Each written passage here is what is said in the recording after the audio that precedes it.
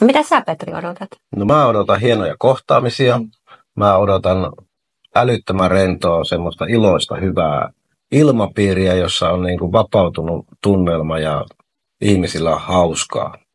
Sitten mä odotan tietenkin, että on kiva kuulla niitä palkittavia yrityksiä. Ja tietenkin maakunnallisen yrittäjäpalkinnon saaja on aina semmoinen niin kuin kruunu siinä osiossa.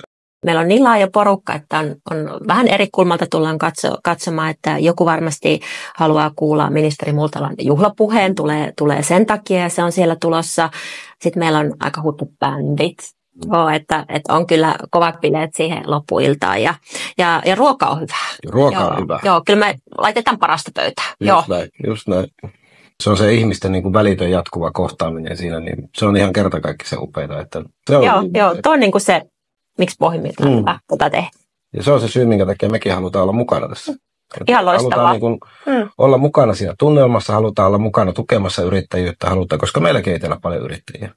1200-1300 yrittäjää kaikkinensa, että se on niin kuin aika paljon. Se on todella paljon ja teidän panos tuossa juhlassa asiakaskokemuksen näkökulmasta on olennaisen tärkeä. Kyllä, pääsee turvallisesti juhlaan ja juhlasta pois. Joo, ja sitten jos vielä pystytään vähän nostamaan tunnelmaa. No sekin vielä, kyllä.